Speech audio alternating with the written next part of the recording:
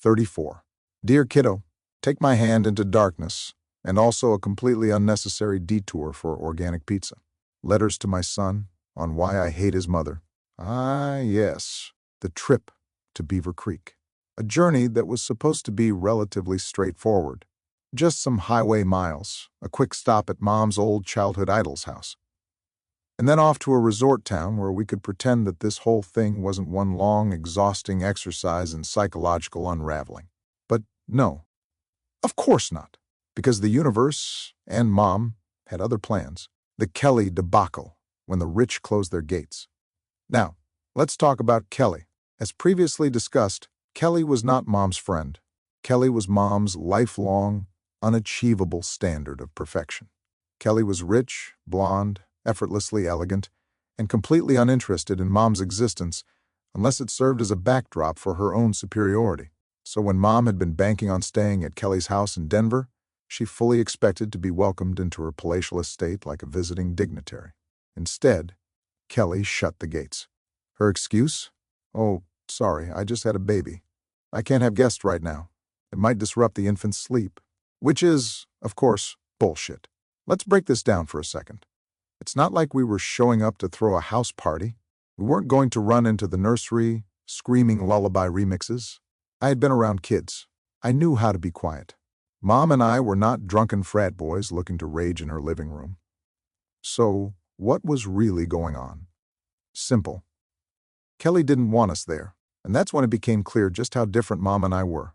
Because real friends don't do that. Which brings me to the Zach revelation. A true friend steps up. With no place to stay, we were now faced with two options.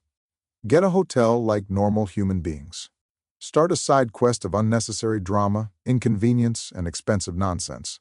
Guess which one Mom chose. Hint, it wasn't option N1. Now, we could have just found a reasonably priced normal place to crash for the night. But Mom doesn't do reasonable. Mom's DNA rejects the concept of practicality. If we were going to get a hotel, it needed to be high-end. Even though, I repeat, we would be there for mere hours. Because God forbid Mom lay her delicate head anywhere that doesn't have imported linens and a spa package. Meanwhile, I did what normal people do in these situations. I called a real friend. Enter Zach. Zach, like a true hero of this saga, immediately said, "Dude, don't even worry about it. Just come stay here. We've got a whole basement. It's yours." No hesitation, no weird excuses, no guilt tripping. Just actual generosity. And that exposed something deep. Because Mom's friendships were all built on social transactions. My friendships? They were built on actual trust. Mom's resentment, and why Aunt Titty exists. Now, I don't know this for a fact, but I strongly suspect that Mom resented the hell out of this moment. Why? Because Mom didn't have Zach-level friendships. She had superficial relationships with people like Kelly. People who would drop her the second she wasn't useful or impressive enough, which is why she clings so tightly to Aunt Titty. Aunt Titty is the last remaining vestige of Mom's crumbling social ecosystem. She's the only person who will listen to Mom's nonsense, validate her, and still return her calls.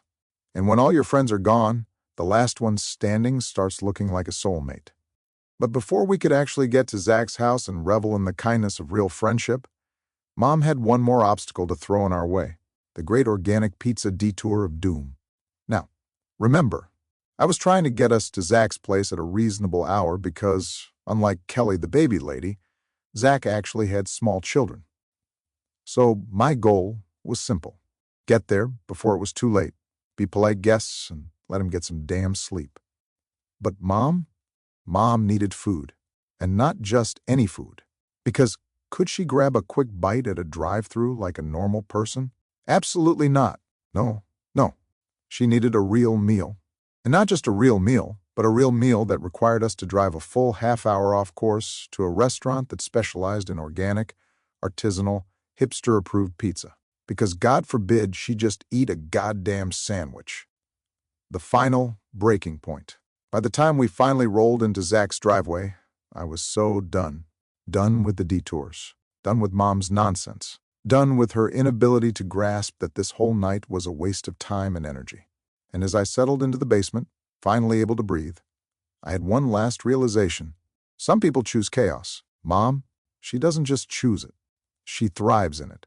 She will go out of her way to add unnecessary complications to every situation because she doesn't know how to function without them. And me? I was just collateral damage, for now.